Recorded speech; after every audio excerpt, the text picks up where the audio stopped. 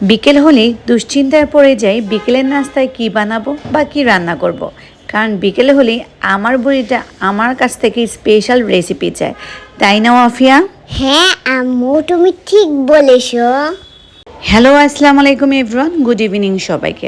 Already তোমরা title দেখে বুঝেই ফেলেছো যে আজকে স্পেশাল কি বানাবো ওয়াফের জন্য। এটা হচ্ছে আম্মুর স্পেশাল রেসিপি বলতে পারো। এইটা বানাতে খুব খুব কম ইনগ্রিডিয়েন্টস লাগে, মানে যে কেউ আসলে বাসায় বসে খুব ইজিলি বানিয়ে নিতে পারে। আম্মু যেটা প্রায় সময় হচ্ছে আমাদেরকে বানিয়ে দেয়, আর আমার আম্মুর হাতের এই রেসিপিটা আমার কাছে ট্রাস্ট মে অনেক অনেক ভালো লাগে। বাসায় দেখা যায় সবসময় সব ধরনের উপকরণ থাকে না স্পেশাল রেসিপি তৈরি করার জন্য, বাট খুব কম কিছু দিয়েও যে ভালো কোনো খাবার অ্যাকচুয়ালি হচ্ছে প্রিপেয়ার করা যায় সেটাই দেখতে পারবে তোমরা হচ্ছে আজকের আমার এই রেসিপির মধ্যে।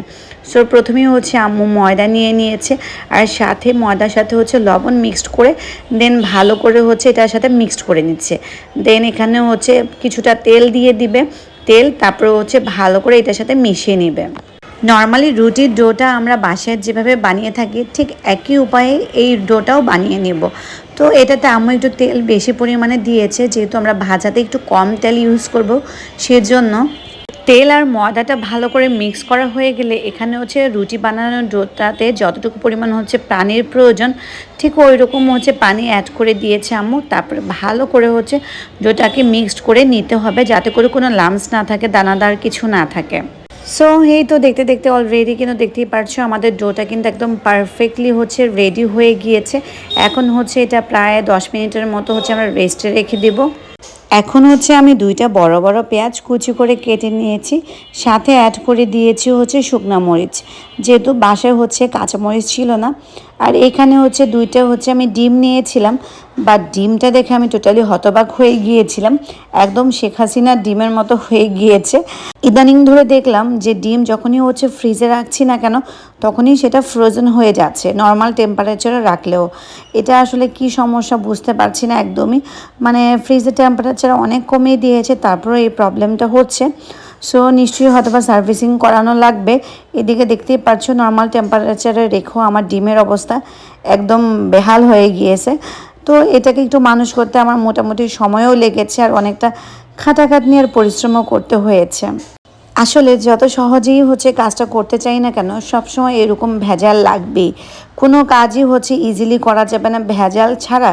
কোনো কাজ সহজভাবে যে করব ওই রকম কোনো উপায় নেই। কাজ করতে গেলে কোনো না কোনো প্রবলেম হবেই। যেমন আজকে হয়েছে আমার এই ডিমের সাথে, এই ডিমটা আমাকে গোলাতে গিয়ে প্রায় আধা ঘন্টা সময় এখানেই লস করতে হয়েছে।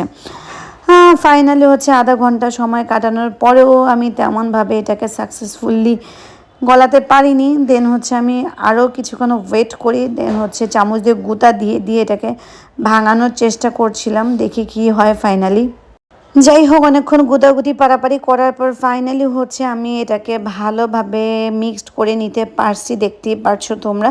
তারপরেও একটু একটু দানাদার রয়েছে, এটার সাথে কিন্তু একটু আমি ধনিয়া গুঁড়া আর জিরার গুঁড়াও অ্যাড করেছিলাম। আর পাশ দিয়ে এখন হচ্ছে আম্মু রুটি বানিয়ে নিচ্ছিল। প্রথমে সবগুলো রুটি একসাথে বানিয়েছিল, রুটি বানানোর পর দেন হচ্ছে ডিমের মিক্সচারটা অ্যাড করছে। অলরেডি হচ্ছে সবগুলো হচ্ছে বানানো হয়ে গিয়েছিল। লাস্ট পিসটা জাস্ট তোমাদের সাথে শেয়ার করার জন্য হচ্ছে দেখাচ্ছি, যেখানে হচ্ছে ডিমের পরিমাণটা একটু বেশি হয়ে গিয়েছে। এখানে কিন্তু আম্মু একদম ছোট ছোট করে আমাদের জন্য মোগলাই বানাচ্ছিল, যাতে করে একজনের একটা মোগলাই দিয়ে হয়ে যায়। এখানে যাতে কাটা ছেঁড়া আর হচ্ছে শেয়ারিংয়ের কোনো প্রবলেম না থাকে, জনপ্রতি একটা করে ছোট ছোট হচ্ছে মোগলাই বানিয়ে নিয়েছে। এখন হচ্ছে তেলটা ভালো করে গরম হয়ে গেলে দেন হচ্ছে প্যানের মধ্যে হচ্ছে আম্মু ছেড়ে দিয়েছে মোগলাইটাকে। এখন হচ্ছে এপিট ওপিট করে ভালোভাবে ভেজে নিতে হবে। আর যখন হচ্ছে আমরা তেলের মধ্যে এটাকে ভাজবো ঠিক এই রকম প্রসেসে হচ্ছে তেলগুলোকে উপর থেকে হচ্ছে একটু ছড়িয়ে ছিটে দিতে হবে, যাতে করে হচ্ছে মোগলাইটা একদম প্রপার ওয়েতে ক্রিস্পি হতে পারে।